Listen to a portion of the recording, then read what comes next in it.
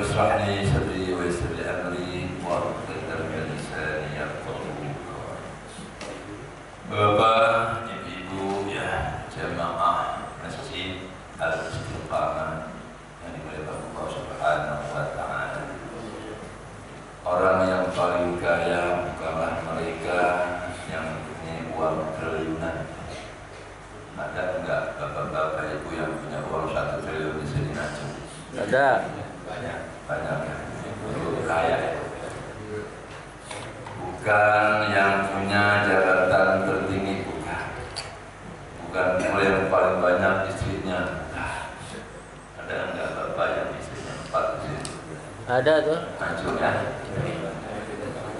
Orang yang paling kaya adalah orang yang mampu sholat subuh berjamaah dan sebelumnya sholat 2 rakaat sebelum subuh.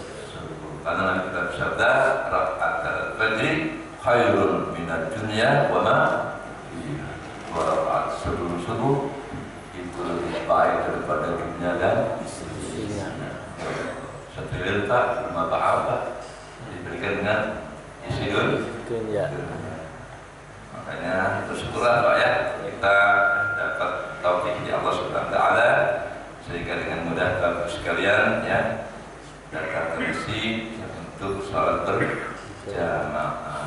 Amin ya rabbal alamin. Jadi Bapak sekalian, kita jadi orang Islam ini harus cerdas ya, harus cerdas. Orang cerdas itu orang yang aman sedikit tapi pahalanya banyak. Itu orang cerdas. Ada orang Islam yang kurang cerdas Pak, sholat sendiri aja hanya 1 nilai, kalau berjamaah 20. Orang yang Islam yang kurang cerdas dia sholat sendiri mulu. Nah, setahun ya baru dapat berapa? Ya, dia 27 tahun, kita dengan berjamaah hanya 1 tahun. Jadi kalau kita sholat berjamaah terus 1 tahun itu, orang yang tidak berjamaah dia berarti kalau ingin ngalahin kita yang berjamaah harus sholat selama 27 tahun. Kita 2 tahun aja, berarti mereka yang nggak berjamaah harus 27 kali 2 52 4 tahun. Kita baru 4 tahun, dia harus 100 sekian tahun. Orang Islam yang cerdas Pak, yang lebih cerdas lagi, dia berangkat haji. Karena dengan haji 1 rakaat di Masjidil Haram sama dengan 100.000 rakaat. Jadi untung banget nih saudara kita yang haji umrah.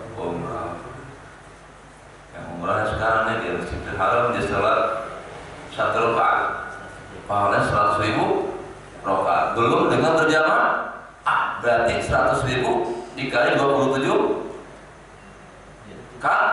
kali berapa? Itu baru 1 rakaat. Kalau di sini ya hanya dapat 27 kali lipat. Tidak ada hadis yang menyatakan siapa yang sholat man shalla fi masjid al-istiqamah yaitu walahu minat al-qira'ah. Kenapa di Masjidil Haram Pak senantiasa masjid banyak jemaahnya? Kenapa? Itu tadi 1 rakaat 100.000. Seandainya ada keterangan Masjid Istiqlal, sholat Istiqlal 1 rakaat sama dengan 100.000 rakaat, pasti Masjid Istiqlal akan penuh. Dan memang itulah ya, manusia itu ya oleh Allah dikasih apa? Targhib. Ya, targhib itu apa ya? Sesuatu yang manusia tertarik, dikasih angka tuh Pak ya.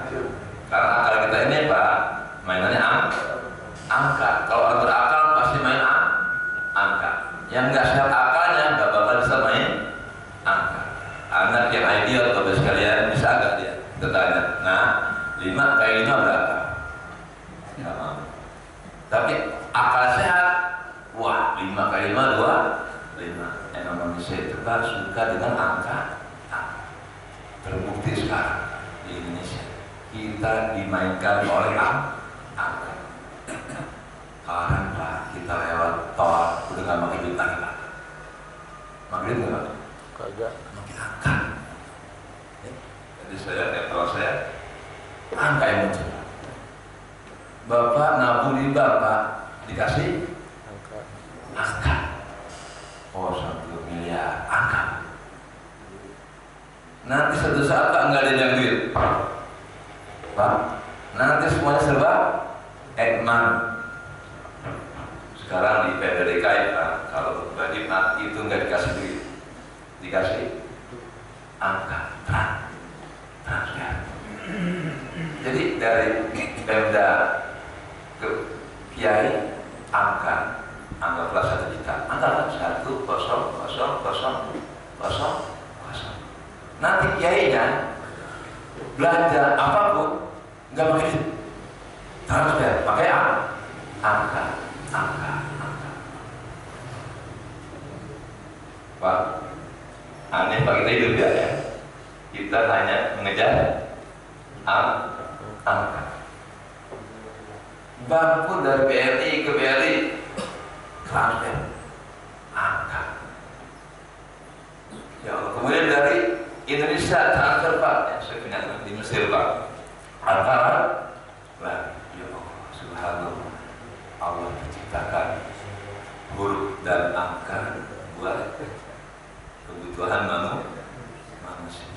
Makanya dalam ibadah pun kita dikasih nominal oleh Allah Subhanahu wa Ta'ala.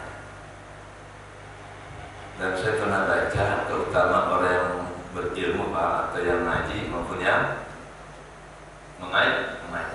Itu orang yang berilmu Pak dibandingkan dengan orang yang tidak berilmu, itu perbandingannya berapa dari 70 derajat. Derajat angka namanya 70 derajat. Jadi bedanya orang yang ngaji sama yang tidak ngaji itu 70 derajat. Ma baina syabbatain, jarak antara 1 derajat dengan derajat yang lainnya masiratu 500 'am, sejauh perjalanan 500 tahun. Berarti 1 derajat 500 tahun perjalanan. Kayak apa jauhnya Pak? Pernah Bapak Ibu melaksanakan wisata panjang 500 tahun? Umur kita juga gak ada. Nah itu Pak, ternyata perjalanan 500 tahun itu jarak antara bumi dengan langit. Berarti bedanya derajat antara orang yang berilmu dengan tidak berilmu itu sejauh perjalanan kita bolak-balik dari bumi ke langit selama 70 kali. 70 kali 500 tahun perjalanan. Makanya orang berilmu tidak akan dikejar derajatnya oleh orang yang tidak berilmu. Sekarang aja jauh banget lah bedanya secara duniawi ya. Orang yang punya ilmunya lihat seorang direktur sekali tanda tangan triliunan. Kita Pak kerja dari jam 6 pulang jam 6 dapat 100 ribu. Tuh bedanya apa? Ilmu.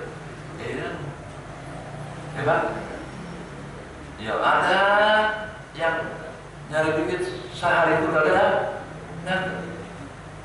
Pak, kasihan Pak. Yo, Pak dapat gopeng atau seribu.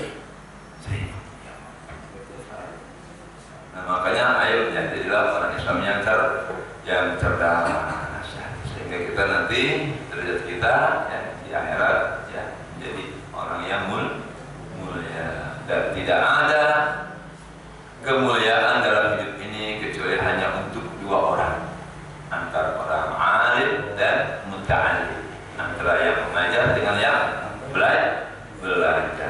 Dan semuanya itu nggak masuk hitungan Pak. Orang yang punya duit banyak gak hitungannya. Yang dihitung oleh Nabi adalah orang yang mengajarkan ilmu dan mencari ilmu yang bermanfaat. Apa itu ilmu nafi? Ilmu yang dapat mendekatkan diri kita kepada Allah Subhanahu wa Ta'ala. Itu ciri ilmu yang manfaat. Kalau orang banyak ilmunya tapi enggak semakin dekat, Man izdada ilman wa lam yazdad hudan lam yazdad illa hudan. Orang yang tanpa ilmu tapi tidak semakin mendapatkan hidayah Allah, tidak rajin ibadah, tidak rajin berzikir, itu orang semakin jauh dari Allah Subhanahu wa Ta'ala. Mudah-mudahan kita tidak ada demikian ilmu yang kita dapatkan, Pak, langsung kita amalkan, insya Allah. Nah, dapat ilmu 2 rakaat salat sebelum fajar itu lebih baik daripada dunia beserta. Ya udah amalin malam besok. Jam 4 saya bangun.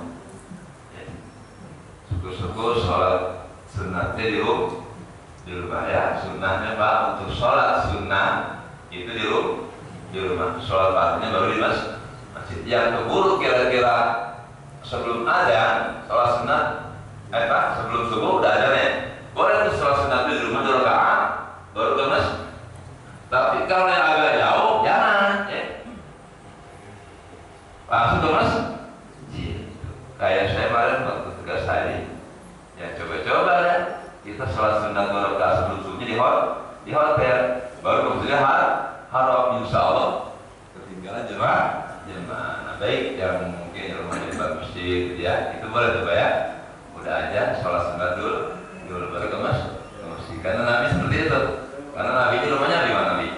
Di samping masjid. Nah, Nabi itu pas keluar dari rumahnya langsung jadi imam.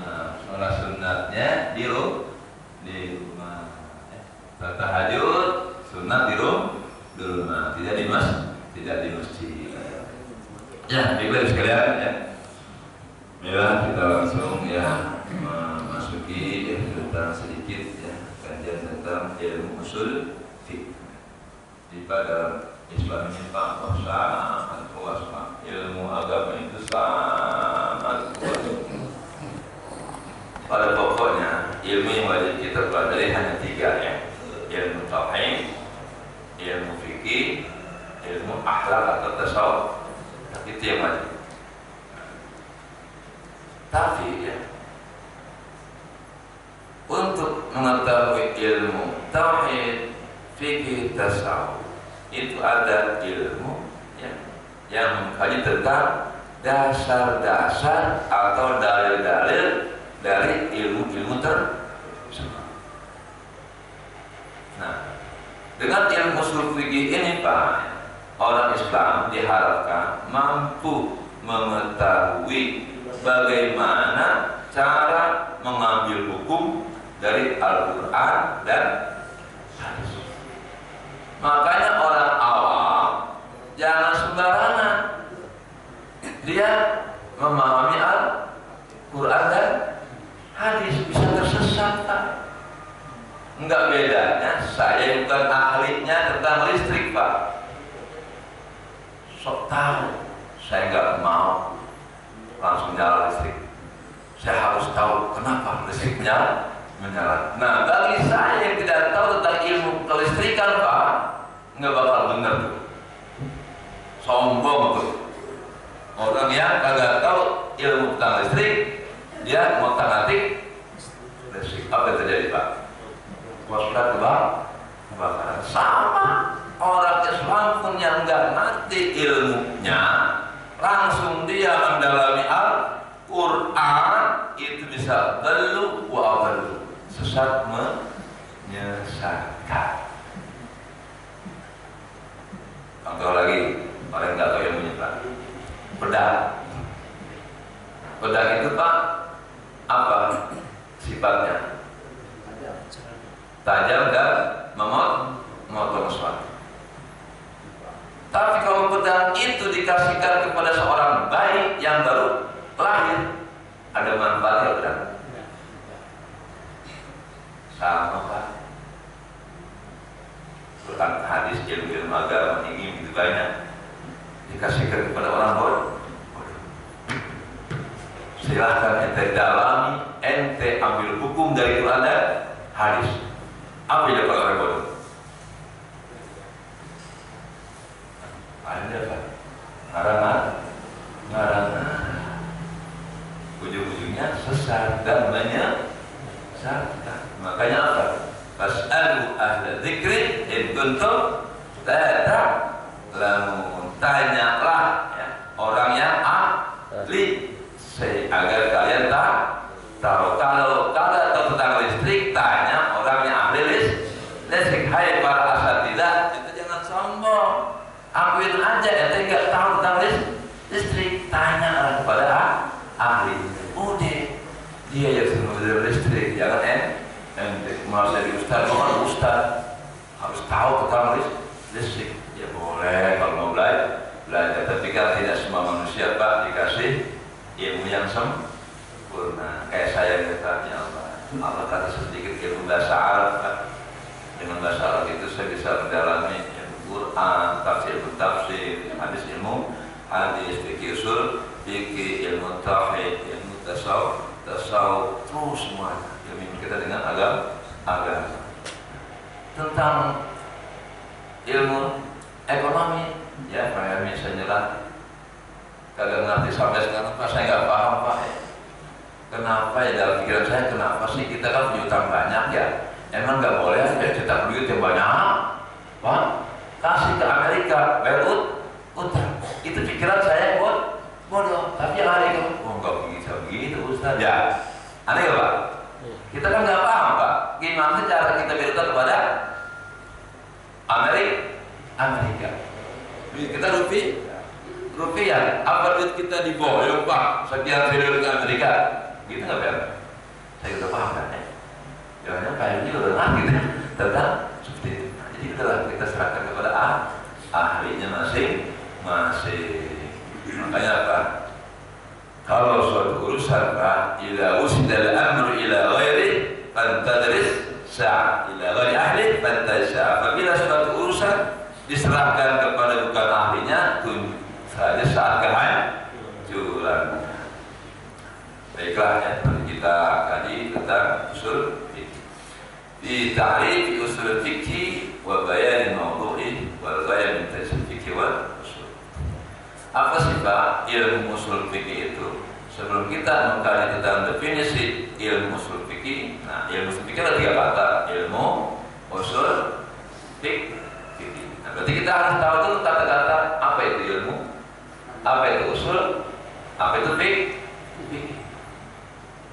Sekarang kita tanya Pak, silahkan Bapak bikin kuesioner kepada umat Islam di Jakarta. Anak-anak pelajar ya, jangan bapak-bapak ibu yang sudah manula, anak-anak santri deh. Nah boleh, boleh usul, boleh. Definisi aja Pak ini daripada tahu apa itu ilmu, apa itu usul, apa itu fikih. Dan semuanya berdasarkan blank Pak. Saya yakin 90% umat Islam blank. Apa itu ilmu, apa itu usul, apa itu fikih. Nah, mungkin bapak-bapak enggak saya tanya lagi. Maaf Ustaz, ini masalah baru dari aspek bahasa. Umat Islam sudah banyak yang tidak tahu. Yutlaqul ilmu wa yuradu bihi ahadu ma'ani salasa. Ilmu itu mempunyai 3 makna. Coba Bapak ya, berkembang lagi. Baru kita mengkaji tentang ilmu. Apa itu ilmu? Ternyata ilmu itu mempunyai 3 pengertian. Jadi memang Pak, hidup ini ya, kemuliaan seseorang itu Pak tergantung akalnya. Akalnya itu jika digunakan untuk mencari ilmu. Ya Allah saya Pak, ini kitab fikih Al-Islam Mu'adilah 12 jilid Pak, saya beli di Mekah waktu haji. Semuanya berbahasa Arab. Ya Bapak yang usia 70 tahun untuk mengkaji kitab ini, insya Allah sampai mati belum tamat. Jangankan sampai tamat, 1 lembar pun apa Ustaz? Dulu semua. Baik, coba umat Islam Pak, kita boro-boro marah kita bacanya aja kagak harusnya nih generasi Islam Pak, ya, kalau ingin maju di Saudi Indonesia, setiap ustaz atau santri harus punya kitab fikih yang seperti ini. 12 jilid Pak, ya. Kitab tauhid, kitab akhlak, ihya ulumuddin, kitab fikih, usul fikih. Ini usul fikih aja Pak, 2 jilid seperti ini. Berbahasa Arab semua. Bagaimana mungkin seseorang yang tidak paham bahasa Arab dia akan beli ini? Nggak mungkin Pak. Kita nggak bisa bahasa Mandarin Pak. Suka kalau buku pernah nggak? Aku ingin beli buku yang bahasa Mandarin. Nggak mungkin Pak. Termasuk saya nggak pernah saya beli buku yang berbahasa Mandarin. Kenapa? Sia-sia. Saya baca juga, saya beli juga nggak kenal. Mampu untuk kita Pak. Kalau kita yang berbahasa Arab Pak, setiap saya berangkat haji, ya, alhamdulillah saya baru 5 kali Pak berangkat haji. Dan setiap tugas pasti saya beli kitab Islam. Ya Allah, kemarin saya beli kitab Syarah Hadis Abu Daud. Tapi sampai sekarang belum sampai ke kitab saya 2 bulan Pak. Saya pakai tadi mau ke Ustaz lewat pesawat atau kapal laut, pesawat bro, sebulan Ustaz. Iya saya bayar sekian ratus rial. Sampai sekarang belum sampai ya. Mudah-mudahan kalau kita umpamanya nyasar ke tempat yang lain jadi jariah saya. Mudah-mudahan pasti kiai yang baik baca. Karena kitab-kitab nggak mungkin ketika dikirim salah alamat, wah nggak mungkin Pak disimpan sama orang. Pasti yang nyimpan orang berilmu. Ya benar-benar tahun 2010 saya kirim juga Pak kitab saya dari Mekah ke Indonesia, nyasar ke Madura Pak. Ke pesantren Madura mungkin namanya sama. Wah tuh, lah ini bukan untuk saya Pak. Tuh ada di Jalan Hasan, Bekasi. Dikirim lagi Pak dari Madura ke Bekasi. Alhamdulillah sampai. Jadi sekalian ya, derajat kita nanti di akhirat Pak tergantung sebanyak apa ilmu kita. Dan kenikmatan pun Pak, semakin tinggi ilmu kita, semakin tinggi kenikmatan yang kita raih dalam surga. Karena nanti di surga pun Pak, itu berlevel kenikmatan itu. Nanti ada orang Islam Pak, yang penting dia masuk surga, makan minum puas, tidur dengan bidadari, punya tanah Pak. Satu istana itu Pak luasnya Pak seluas bumi. Nanti kita nih Pak, paling miskinnya kita dikasih istana luasnya seluas bumi. Makanya Pak, umpama di dunia sekarang kita ya cukup hanya tipe 36 ya. S biarin. Karena dunia semuanya akan sirna. Ujung-ujungnya Pak, ya kalau Bapak yang kaya banget juga, nanti rumahnya 1 kali 2 meter, yaitu kuburan. Makanya kadang-kadang suka berpikir, anehnya manusia pada ngumpulin harta. Dia punya duit triliun disimpan di bank, padahal dia hanya dikasih angka. Wah, ada triliun terus dia dapat triliun Amanda, punya kontrakan 100 pintu. Wah, ya Pak ya. Ternyata orang yang seperti itu Pak nanti lebih banyak uangnya daripada umurnya. Dia meninggal deh. Uang setriliun ditinggal. Nah sekarang Pak kita hitung-hitung. Lebih enak yang punya duit banyak kemudian mati ditinggalkan ke uangnya, apalagi kalau punya anak ya Pak.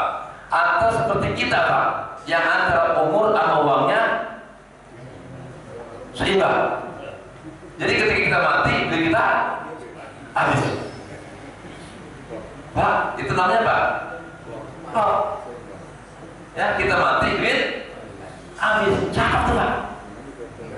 Nah sekarang kita jadi orang kaya nih, duit miliaran. Kita mati, duit ada. Apa artinya? Tetap aja tidak ada. Tidak. Makanya Pak, carilah Pak yang abadi untuk akhirat, yaitu ilmu Pak. Kita mati pun ikut kita. Ilmu Quran, hadis, fikih usul Fikih itu akan nemenin kita sekecil apapun ilmu akan nemenin kita dalam kubur itu sampai akhirat. Karena ilmu itu bersifat ruhani. Kalau sudah alam akhirat, ini dunia, ya, jabatan, uang, semuanya tidak ikut. Yang ikut kita adalah apa? Ilmu dan amal saleh kita masing-masing. Makanya saya dalam hidup saya akan lebih baik mencari ilmu yang banyak daripada uang yang banyak. Karena kata Sayyidina Ali, adalah ilmu harisuka, al-malu anta tahrusu, wal ilmu harisuka. Harta kalau kamu cari itu harta nanti kamu yang jaga. Tapi kalau ilmu kamu cari maka ilmu yang jaga. Makanya enak banget orang kalau punya ilmu apa aja Pak ya. Nikmat. Nah, di sini ilmu mempunyai 3 makna. Pertama, al-masail wal qadaya allati bahas anha fil ilmi. Beberapa masalah. Jadi ilmu adalah masalah, problematika. Yang dengan ilmu itu kita mampu mengatasi problematika tersebut. Maka hanya orang-orang berilmu lah yang mampu mengatasi masalah hidupnya, baik di dunia maupun di akhirat. Orang yang tidak punya ilmu tidak akan mampu menangani, menyelesaikan masalah. Contoh Pak, saya sering banget ya menangani kasus-kasus rumah tangga. Nah, itu datang ke saya Pak, dokter Pak S3 dari Amerika, suaminya, istrinya dokter dari Jepang. Dinikahkan Pak orang tuanya. Nah ini istrinya ini S3 dari Jepang, udah kerja di Jepang. Kata orang tuanya, nah pulanglah nah, kamu harus nikah nah. Pulang Pak, anak dari Jepang. Nikah. Dinikahkan dengan dokter dari Amerika. Habis nikah, malam pertama apa yang terjadi Pak? Anaknya ini harus kembali malam itu ke Jepang karena bosnya telepon, you must go back to Japan. Malam pertama Pak, suaminya udah siap-siap honeymoon. Mas maaf ya, saya harus berangkat ke Jepang malam ini juga. No. 6 bulan Pak ditinggal ke Jepang, itu nganten Pak. Baru akhirnya yang suaminya S3 dari Amerika. Ya Pak, ampun Pak, saya nikah dengan anak Bapak bagaimana nih? Sabar ya nak, kata teman tuanya. Sabar gimana Pak? Saya lagi mau amal Pak. Malam pertama langsung ditinggal aja. Pak, saya nggak kuat Pak. Saya mencari yang lain Pak. Tuh Pak ya, ayah Pak berpisah. Tuh Pak. Itu berarti dia tidak tahu ilmu rumah tangga. Mendingan BD walaupun pendidikan, ya ada yang sekitar SMA, di rumah tangganya dia harus sampai punya anak 10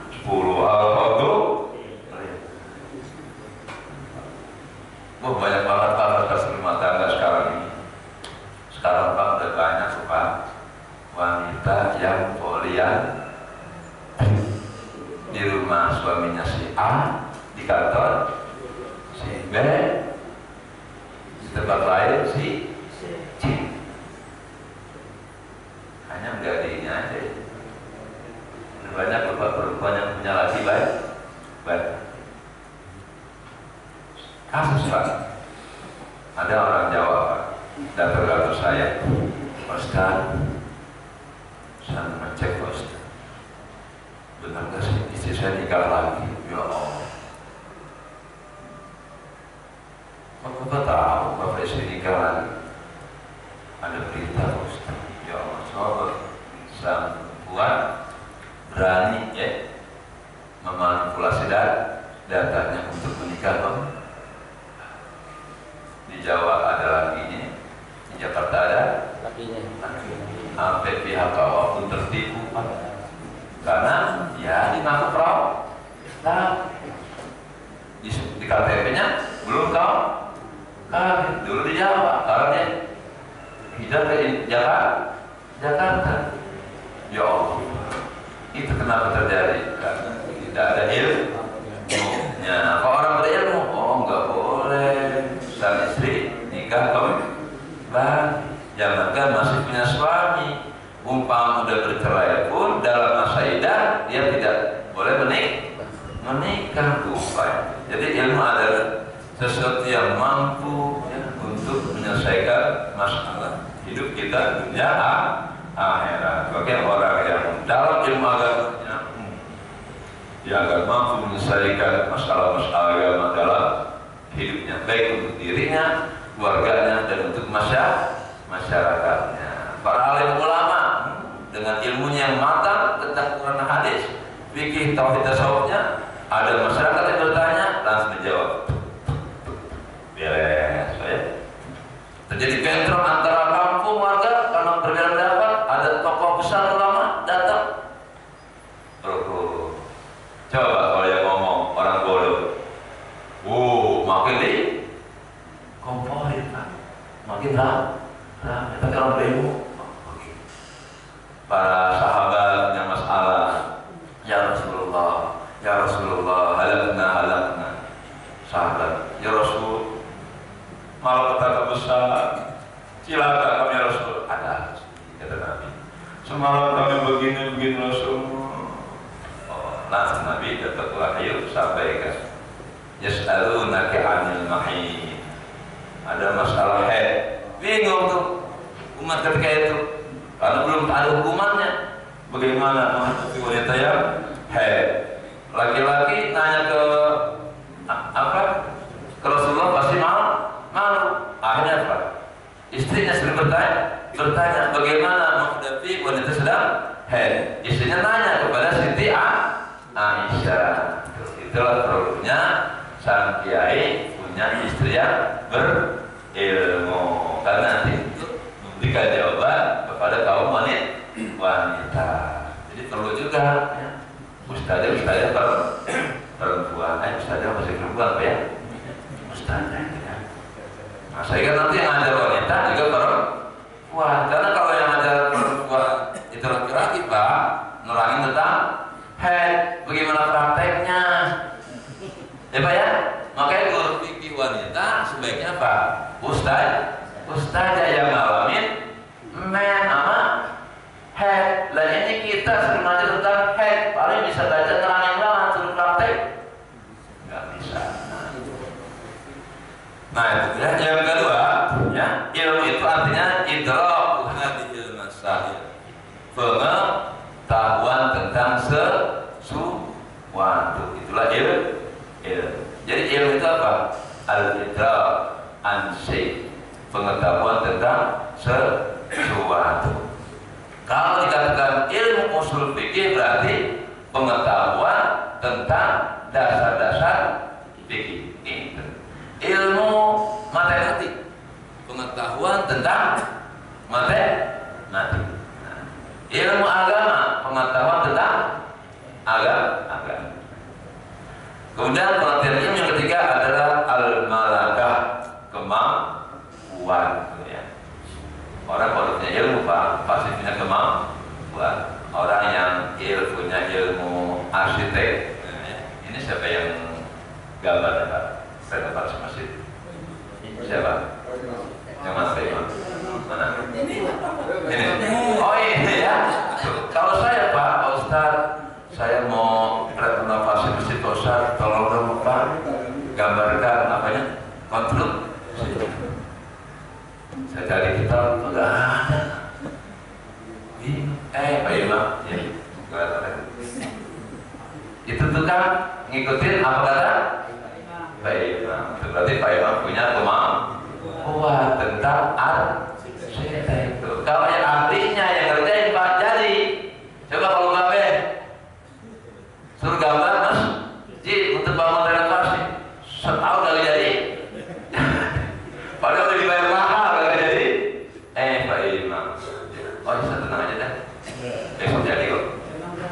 Oh, udah saya kedua. Subhanallah. Jadi Pak, ilmu itu kemampuan seorang yang dapat memudahkan suatu pekerjaan. Ilmu. Kalau orang punya ilmu Pak yang mudah jadi susah, tapi dengan ilmu yang susah jadi mudah. Orang yang ngerti ilmu agama Pak, dia pergi haji nyantai. Tapi Pak, jemaah haji yang nggak tahu ilmu manasik haji Pak bingung. Bingung Pak. Jangan sampai Mekah di pesawat dia bingung. Orang Gorontalo Pak, makanya hotel agama Pak, itu setiap jemaah haji manasiknya Pak bukan sekedar manasik haji, diadakan juga bagaimana praktek buang air di pesawat. Bagaimana cara membuka pintu hotel dengan kan?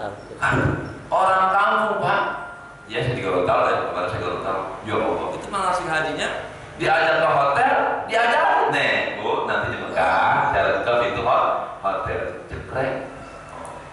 Yang kagak ikut Pak manasik haji sampai di Mekah, Ustaz kok pintunya nutup terus ya Pak? Udah sampai jalan mandi Pak Ustaz ada ngalir. Airnya mana? Biasanya digayung pakai cukur-cukur gitu. Ini nggak ada kolomnya Ustaz, airnya kosong. Saya bayar mahal-mahal kok, airnya nggak ada Ustaz. Tuh. Pas, ini Bu, ada diputer yang merah, panas semua. Airnya dia keluar, airnya memenuhi bak. Ada kejadian Pak, dia tahunya air di Mekah panas semua. Berarti dia mandi Pak, dia nungguin adem dulu. Nah, jadi ketika mandi sore, dia nggak mandi. Aku mandi besok aja, kenapa? Airnya masih panas. Tuh. Jadi orang Pak kalau punya ilmu Pak, yang mudah jadi susah. Apalagi yang susah. Tapi kalau tidak ilmu, yang susah jadi mudah, yang jauh jadi dekat. Ya Allah ya, dengan ilmu teknologi Pak. Dulu kita dengan keluar negeri Pak, ya Allah, anak kuliah di Mesir atau pergi haji Pak, susah banget Pak ya. Zaman tadi kali yang tahun 70-an haji ada nggak? Ya Allah susah ya Pak. Itu yang namanya informasi, itu udah kita anggap orang itu udah mati aja dah. Kalau haji 6 bulan gak ada perintah. Kayaknya yakinnya baru udah mati. Itu aja Pak zaman itu. Sekarang Pak, saya mau tugas haji. Assalamualaikum. Ya Pak, lagi saya nonton di bisnis apa? Video call. Siap? Kami anak-anak yang ngapain? Ya Allah, perasaan nggak jauh sih Pak. Terus di rumah itulah ilmu. Nah itu ilmu dunia ya, yang jauh dari dekat. Nah, berarti kalau kita mengetahui ilmu agama dengan mendalam Pak, maka kita akan terasa dekat dengan Allah Subhanahu wa Ta'ala. Dan kenikmatan yang paling tinggi adalah Pak, ketika kita mengenal Allah dan dekat diri kita kepada Allah Subhanahu wa Ta'ala. Udah gak ada lagi Pak kenikmatan. Justru penderitaan yang tertinggi adalah ketika seorang hamba jauh dari Allah Subhanahu dan tidak mengenal Allah Subhanahu wa Ta'ala. Makanya kita kaji ilmu yang mendekatkan diri kepada Allah, ilmu yang bisa kita mengenal Allah Subhanahu wa Ta'ala. Semakin besar yang kita kenal Pak, semakin besar kebahagiaan kita. Contoh, di sini ada nggak yang kenal Bapak Gubernur Pak Anies Baswedan? Coba. Kenal namanya aja. Oh, baru kenal namanya aja. Bahagia nggak? Bahagia. Baru kenal. Yang pernah ketemu ada. Oh saya Pak kemarin di Mekah. Ya Allah, pas tugas tadi Pak Anies visit ke hotel. Kebetulan hotel pertama yang dikunjungin saya. Saya petugas haji ketika itu, ya Allah, ketemu Pak Anies.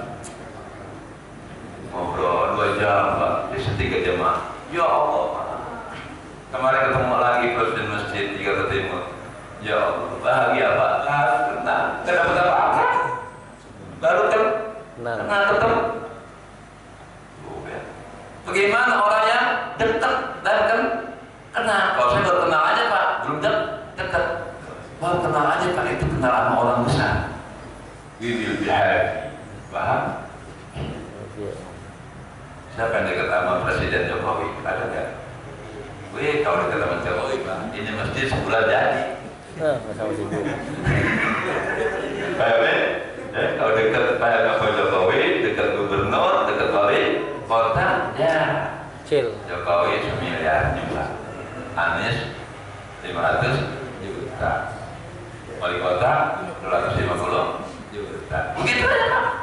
Karena kenal dekat. Jadi Pak, ayolah Pak, kita kenali Allah. Jangan kita tidak mengenal Allah. Bagaimana kita dekat dengan sesuatu yang kita tidak kenal? Makanya ada ilmu yang membuat kita dekat dengan Allah. Allah itu ilmu tauhid, ilmu fikih, ilmu tasawuf. Ilmu tauhid untuk mengenal Allah dengan apa yang diberikan kepada kita. Ilmu fikih kita bisa menyembah Allah dengan benar, salat benar, haji benar, zakat. Ilmu tasawuf, ilmu akhlak, bagaimana hati kita bisa dekat dengan Allah. Allah rindu, ya Allah. Ini kan gara-gara Pak, kita sama seorang wanita kita rindu. Wah, yang namanya rindu Pak dengan seorang wanita kekasih kita indah betul. Oh my love, oh my darling, disebut-sebut aja Pak, ya Pak. Kalau cinta sesuatu pasti banyak menyebut. Nah, berarti kalau ada orang Islam ngaku cinta kepada Allah jarang menyebut nama Allah, itu bohong. Nah, salah satu bentuknya rasa cinta kita ada dalam sholat.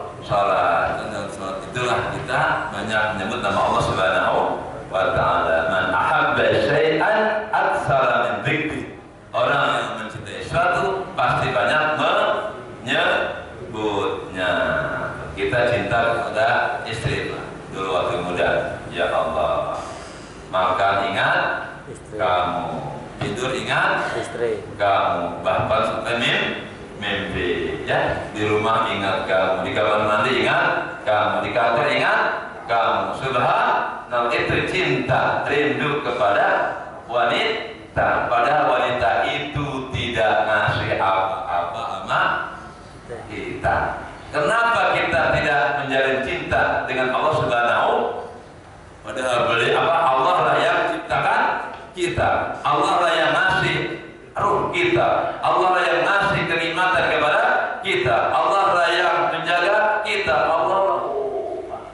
Makanya kali yang tentang Allah itu ilmu tauhid. Mana mungkin kita cinta kepada Allah kalau kita tidak mengenal Allah. Nah, ilmu fikih adalah ilmu tata cara bagaimana kita beribadah kepada Allah Subhanahu wa Ta'ala. Nah, ilmu fikih itu adalah apa? Hasilnya sebelum terjadi fikih ada ilmu yang mengkaji tentang dasar-dasar ilmu fikih, yaitu dalil-dalil yang ada dalam Al-Quran dan hadis-hadis Nabi kita Muhammad Sallallahu Alaihi Wasallam. Sebagai contoh Pak,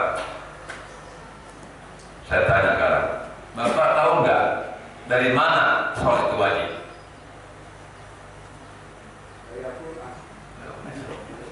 Dari mana ayatnya? Buka. Tuh kan? Hah? Apa? Idkur.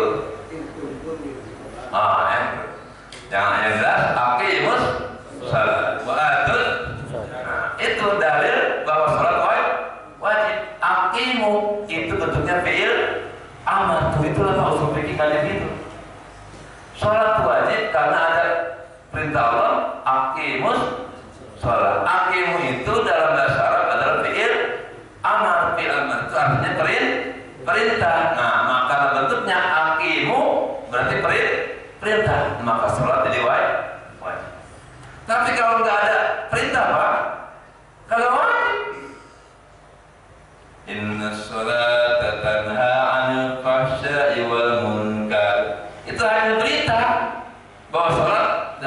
mencegah perbuatan kejidak munkar. Itu bukan perintah. Sekarang kita kepada anak kita, nah mandi itu sehat, itu perintah bukan? Perintah bukan? Bukan. Itu anak kita mandi nggak? Kagak. Tapi kalau kita, nah mandi, wah babe minta air, di mana? Bahaya. Jadi baca Quran Pak, kalau kita nggak tahu bentuk-bentuk kata kerja, apa itu perintah, apa itu larangan, apa itu pilihan. Makanya dalam Al-Quran sama-sama perintah itu isinya ada yang wajib, ada yang sunnah, ada yang jaiz. Larangan ada yang haram, ada yang makruh. Makanya hukum Islam ada 5: wajib, sunnah, mubah, haram, makruh. Padahal sama-sama kalimat perintah. Contoh, kalau sholat wajib, oke, musyalah itu wujud, maka jadi wajib. Ada apa perintah Allah, tapi dia tidak wajib. Seperti kulu washrabu wa la tusrifu innahu la yuhibbul musrifin. Itu hukum fil amal. Makanlah kalian, minumlah kalian, dan jangan berlebih-lebihan, karena Allah tidak suka orang yang berlebih-lebihan. Nah, yang menentukan makan itu hukumnya wajib, sunat, mubah siapa? Allah perintahkan tadi, makan minumlah kalian. Itu perintahnya wajib, sunnah, apa mubah? Wah, kalau wajib Pak, langsung gitu Pak. Pak, kalau makan itu hukumnya wajib, langsung gitu. Lagi kagak mau makan, wajib makan. Makan, kayak lagi kagak nafsu, nggak makan dosa. Wah Pak, langsung kita sengsara. Makan itu hukumnya mubah, boleh makan, boleh tidak. Enggak, bedanya tidur wajib nggak Pak?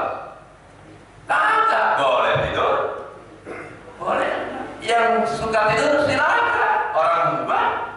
Yang kagak tidur silakan. Coba Pak, kita nggak bisa tidur. Wahai umat Islam, kamu wajib tidur dari jam 9 sampai jam 4. Satu kamu dosa. Kalau kita untung tidur hukumnya mubah, boleh saja. Kawin hukumnya apa? Mubah. Boleh kawin? Boleh enggak? Kalau wajib Pak, ya Allah, kita udah tua Pak, wajib kawin, udah kawin, ya Pak. Untung boleh saja, Pak ya.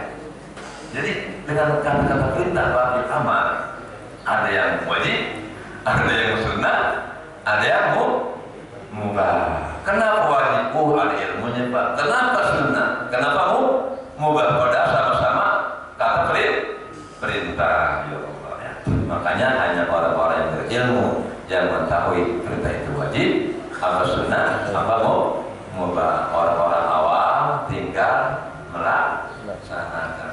Tinggal nanya, Ustaz, apa sih hukum kawin? Mubah. Oh berarti kalau nggak kawin nggak dosa? Kagak. Udah gitu orang awam. Orang berilmu, kenapa kawin hukumnya mubah? Ya kau otaknya dengan dalil hadis. Pusat.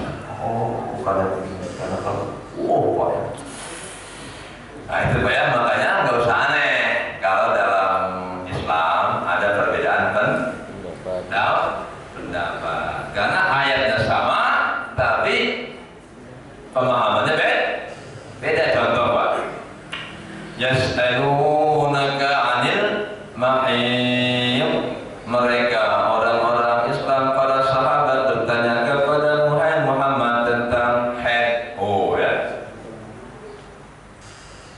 Ulama dalam menghukumi orang yang haid terbagi dua, berbeda pendapat. Yang satu, lelaki suami kalau istrinya haid kagak boleh nyentuh apapun, badannya jangan disentuh, rambutnya jangan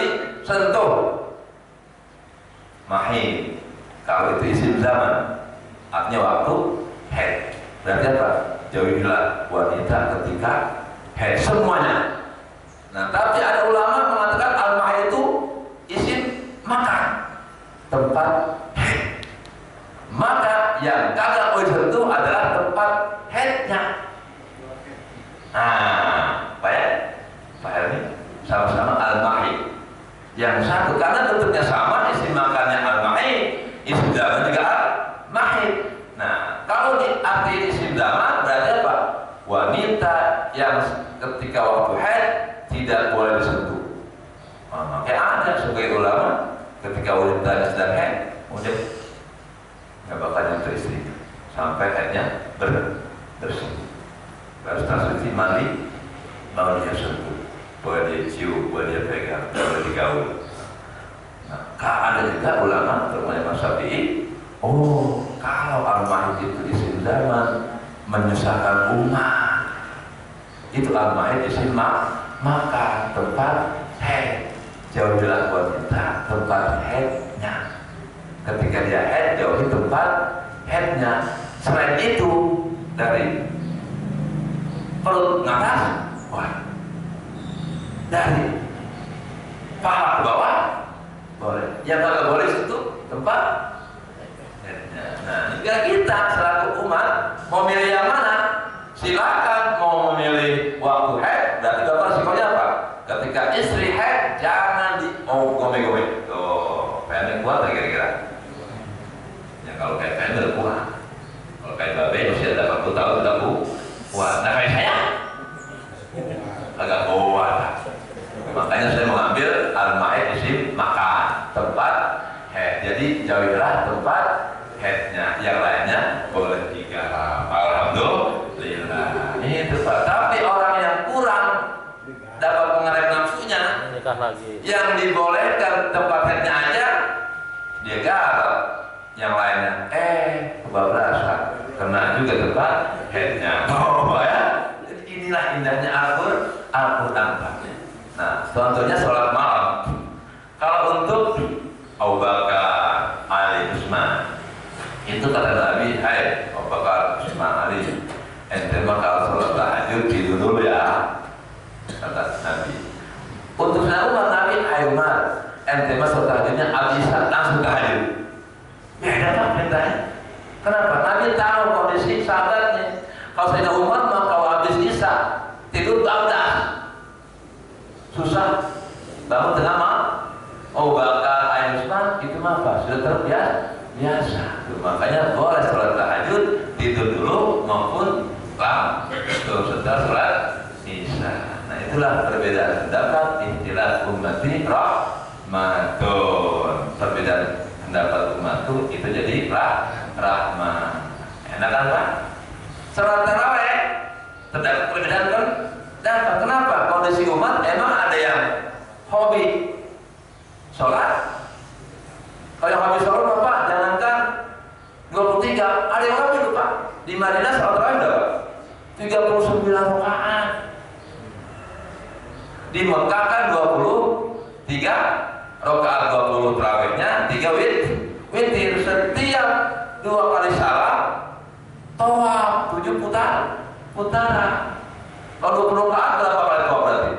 4 kali, 4 rakaat tawaf, 8 rakaat tawaf, 12 rakaat tawaf, 16 rakaat tawaf, 20 rakaat tawaf. Jadi 4 kali tawaf Pak. Nah sekali tawaf berapa jam? Ayo ngalamin yang haji. Tawaf aja berapa jam? Tergantung di atas dan di bawah. Kalau zaman Nabi bisa lah 15 menit karena masih sepi kan. Sekarang Pak, kemarin saya nyoba 1 kali tawaf bisa 2 jam. Berarti Pak, kalau pengen benar-benar tarawih kayak zaman sahabat dulu, itu 20 rakaat, setiap 4 rakaatnya tawaf 4 kali 7 putaran berarti dari isya sampai subuh. Sampai sekarang kagak langsung tarawih dulu loh. Nah, ahli Madinah, orang kaum Madinah, Imam Malik, ya Allah, wahai umatku, kalau tarawih di Mekah 23 rakaat, ditambah tawaf. Kita kan nggak ada Ka'bah,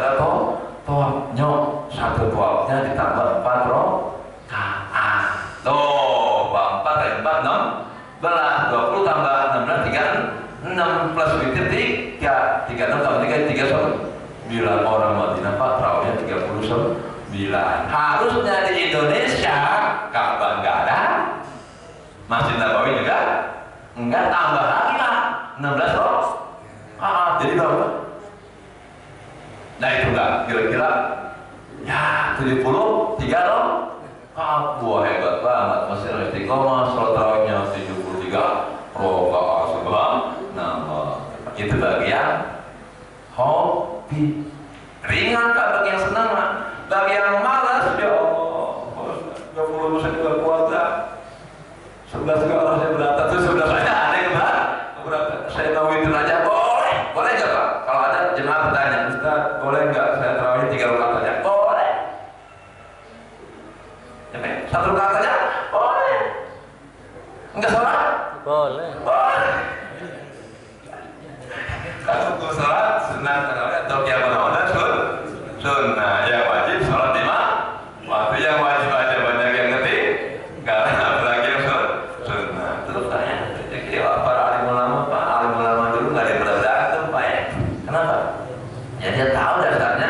Kenapa Imam Syafi'i bilang wajib, Imam Hanafi bilang sunnah, Imam yang lain bilang kayak haji Pak ya.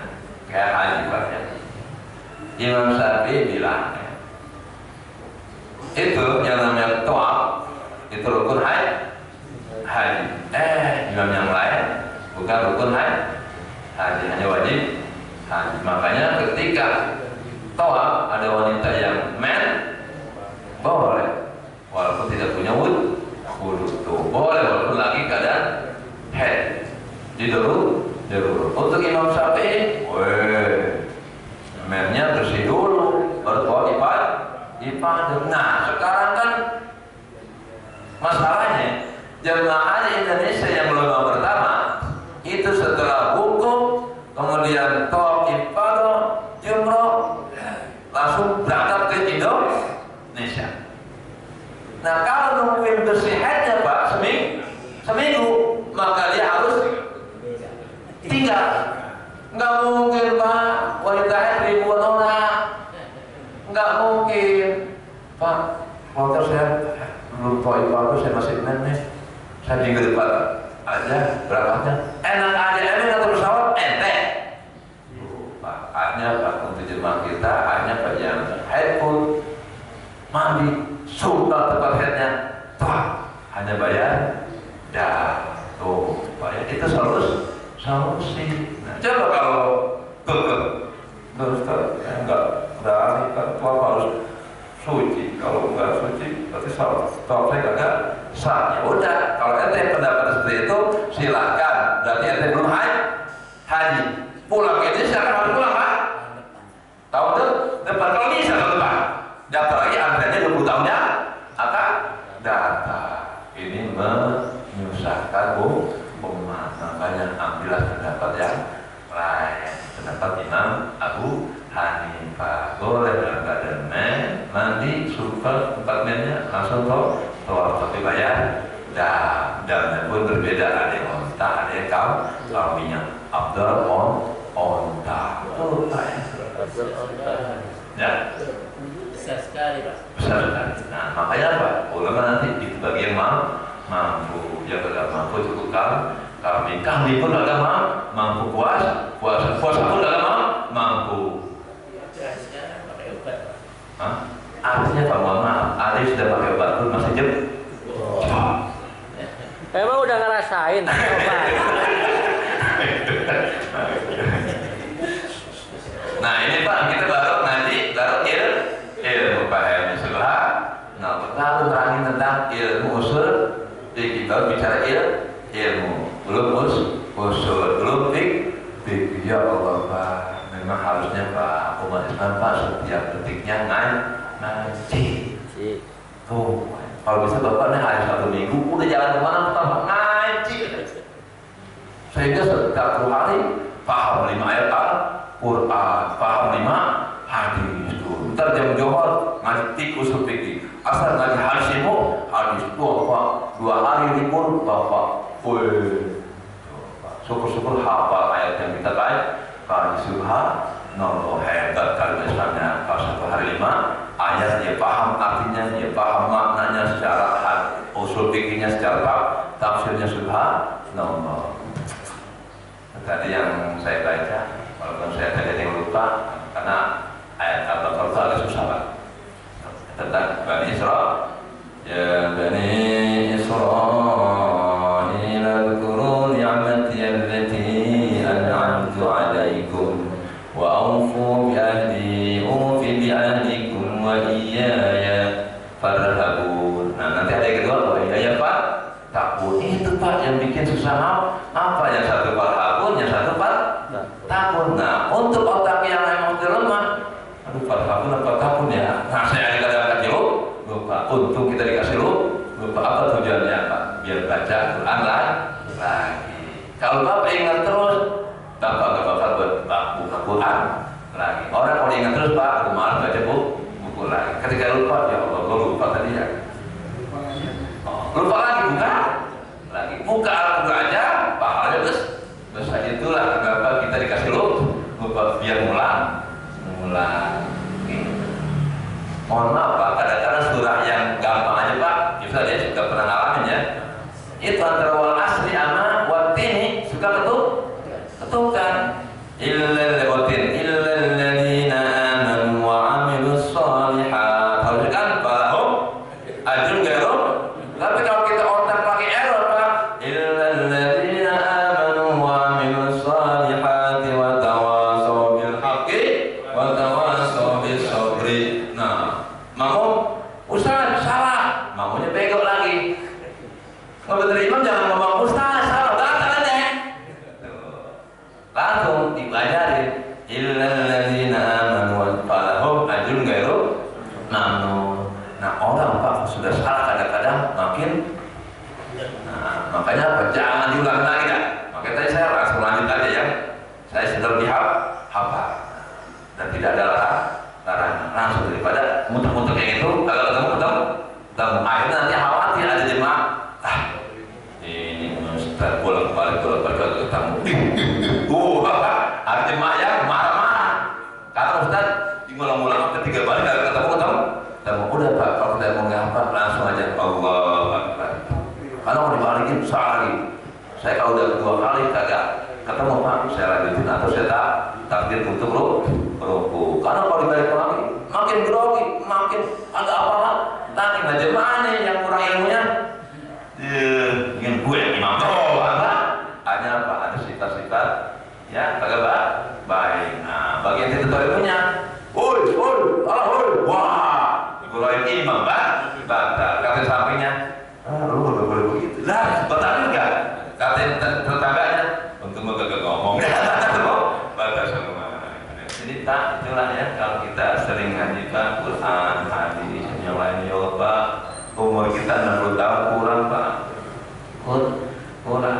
Saya alhamdulillah Pak di kantor kawan Cilincing sekarang semua penghulu. Kebetulan ada salah seorang bawahan saya penyuluh hafal 30 juz Al-Quran. Sekarang setiap habis fingerprint jam 7 ayo kita ngapal Quran sampai jam 8 karena masyarakat kan datang doanya kan jam 8 ke atas. Sejam Pak saya ngapal Quran. Ya Allah Pak, berat Pak penghulu yang udah Ustaz karena belum hafal ya makanya apa akhirnya Pak sekarang alhamdulillah juz amma pada hafal. Oh Pak, jarang banget imam Pak baca wan nazi'at, baca amai tasar, alur baca wailul lil mutaffifin. Ya Allah, wailul lil mutaffifin alladzina idza kalu 'alan nas yastawfun wa idza kaluhum aw wadanahum yusirun. Terus susah. Dan saya pun yang sudah hafal itu saya kadang-kadang agak berani Pak, imam pakai wailul lil mutaffifin karena takut ketukar dengan wailul lil musallin. Dan Bapak sekalian ya mungkin itu yang dapat kita kaji pada pagi hari ini sebagai prolog atau pendahuluan tentang ilmu fikih dan usul fikih dan nanti kita lanjutkan kajian kita setiap bulannya. Mudah-mudahan kita diberikan taufik hidayah, umur yang panjang, sehat dan batin agar istiqomah dalam mengkaji ilmu Allah Subhanahu wa taala. Demikian, assalamualaikum warahmatullahi wabarakatuh.